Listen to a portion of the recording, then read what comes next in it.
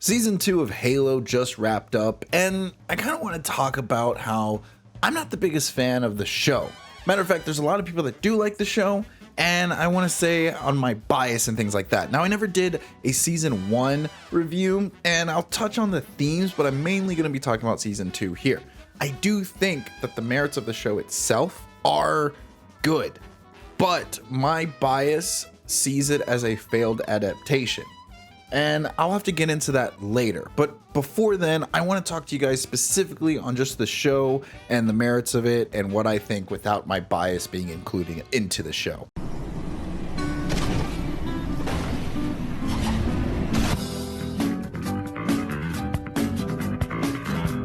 Season 2 doubles down on the psyche and the sci-fi themes of everything that kind of brought with season 1, focusing on a more wider plot and character-driven story. It does fall flat though in getting the engagement range for the audience. So let's go ahead and get the bad out of the way and talk about my main problem with season 2 being the multiple uses of plots. Like, a lot of plots are going on, and because of that, you can't really get attached to anything. There never feels like anything's marinating enough for you to care when something big or momentous actually happens. To me, it almost feels like we needed 1 or 2 extra episodes to allow these individual plots to just have more of an impact, but at the same time, you could retroactively take away 1 or 2 episodes, cut off a lot of the fats or a lot of the extra stories that were going on, and make the show feel more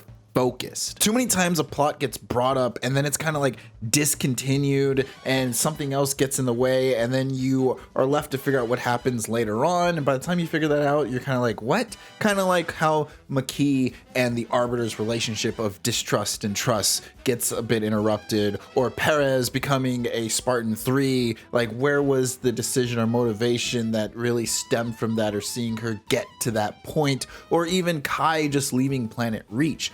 Yes, I do see A and B, but it feels like A to C. And a lot of that isn't because we're unable to connect the dots, it's because the dots get too scrambled. We go from plot A to plot B to plot C to plot D, and then the episode ends with plot A, and you're kind of left just feeling, oh yeah, that did happen. This could go in about the editing or just kind of how they placed the story and where they placed everything. A lot of times, some storylines kind of feel like they were picked up and just kind of forgotten about, only to be picked up again so that the story could hit milestones. More on milestones later. However, what the show excels at is keeping the themes and the character progression of everyone that's going on, and including action that is badass but is also incorporating a story along with it. Take Master Chief for example. He feels powerless. There is a threat looming and he has to go up against the Covenant and against the UNSC. It's almost like he's having to fight 2 fronts, and whatever he does isn't making a difference. Whenever we get into a lot of the action scenes with Master Chief, even though he doesn't ever lose a fight, it still feels like he himself is losing. That is because he is always on the retreat. He's never able to really move forward in the first act. The camera is panning down and showing an overwhelming forces as blaster fires coming from everywhere. Every time he beats someone, we see how tired he is, and then he has to go and fight someone else. It's almost like he has just a reserve of energy that is slowly dwindling down. At the same time, he is watching as his allies are dying or falling or getting injured, and it's just constant feeling of failure, and we are feeling that because that is what Master Chief is feeling. And it is such a great personification of taking the action scenes and making it relatable to the story and the problems that's going on with the characters. And then you see the mirroring effect of it when, yes, Master Chief feels overwhelmed in the first act, but then we go into the third act and he is above everything. Once he was below, now he is looking down at the battlefield. He's in a pelican, which you can symbolize as a bird. He's finally able to spread his wings and kind of choose his own fate. Whereas before he felt powerless, now he feels like every action he takes will make a difference and will have impact, and he chooses how fate goes. Whereas before, they listened to a simulation and they showed us that the simulation was correct to the T, whereas now they've showing us that the simulation doesn't have to be the way that it has to end or play out. And they hinted at this throughout the show through the use of action and symbolism, and it works beautifully. Plus, they don't just do this with Master Chief. With Perez, her combat scenes are a lot different. Instead of being outwards and focusing on fight scenes and throwing aliens and people about, the camera just focuses on her. Or we get that Iron Man point of view where we get to see inside the helmet and see how stressed, anxiety-ridden she is, because she has to face her fears. It's about her overcoming the situation of her internal conflict that is outward being projected in the external conflict of having to get through, get into enemy lines, and kind of get to the heart of the problem of everything, of her losing her family, of her trying to make a difference, of her making the most of her life for those that have fallen.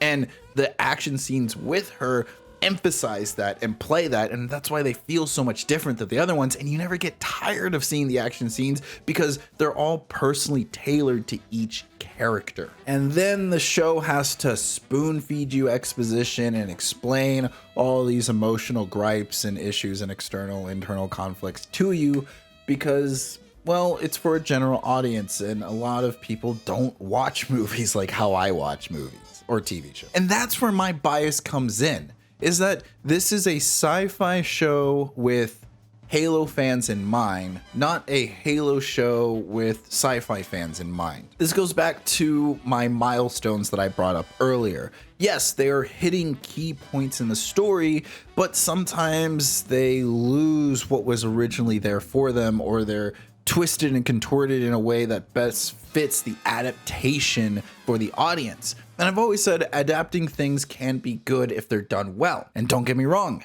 Halo does a good job adapting the source material. And some of you guys might not like hearing me say that.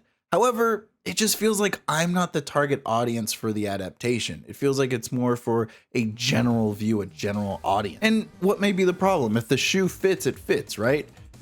But for me, it's more or less, you may have the suit, you may have the guns, you may also have the girl in the car, but you're not the guy. You're not that guy. There are story sequences that are relatable and the same in both the games and the books and the TV show, and they all kind of have like a different meaning once you adapt them to whatever you're trying to feed us. When it comes to the Arbiter, I didn't even realize that was the Arbiter until he started branding himself. But because the story is focused on Makee, for the general audience to have someone to cling on to and relatable on the enemy side or on the other side of things, we lose the meaning of the branding for the Arbiter and for the Covenant and kind of the struggles that's going on with the Covenant, because they're really sidelined and we just see them as kind of CGI bad guys that blow stuff up and don't like humans. Now, I'm gonna be honest, this is probably more of just me nitpicking and then an actual critique. If the story works, it works. But due to how the plots are intermingled with one another and we lose kind of the focus on things and them still trying to hit the milestones that were in the video games, but they change the meaning or the meanings lose their purpose, kind of loses the whole Halo theme for me as well.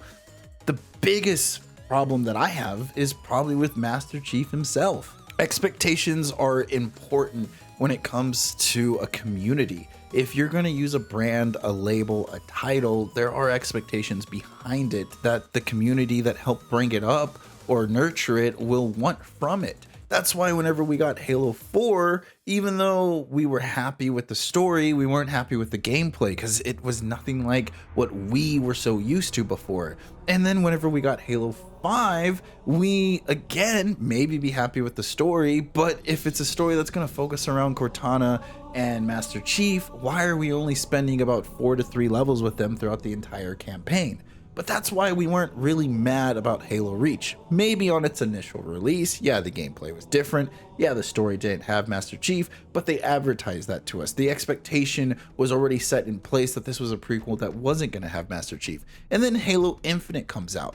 And we have a Master Chief in a situation, in a gameplay that is different, but still similar, but at its core stays true to the original. Why am I bringing this up? It's to show that even in other adaptations or trying to change the game itself, there has been backlash between the community and the developers at some point or at one another. Master Chief has always been kind of just this guy in a suit that's faceless, and anyone can self-insert themselves into him. Not only that, but he's a human that acts like a robot, and Cortana is a robot that acts like a human.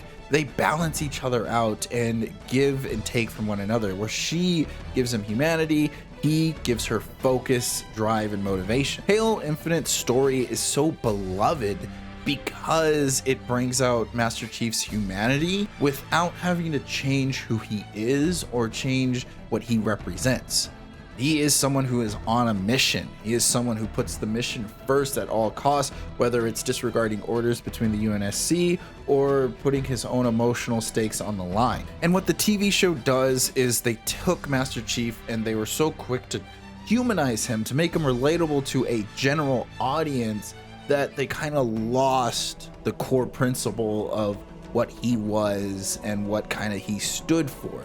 And yes, where I do enjoy that the live action Master Chief cares a lot about soldiers, cares a lot about things. He is very emotional, very, very emotional. And due to that, the way he talks on screen whenever he's giving context or exposition doesn't match how he acts whenever he's going through action phases or fighting. As amazing as they are, those are two different people. The show has consistently been able to give us themes and characters where the way that they fight is the way that their personality is. It's okay. It does what it needs to do, and it hits those milestones. It also does a great job of providing fan service and telling a awesome sci-fi story.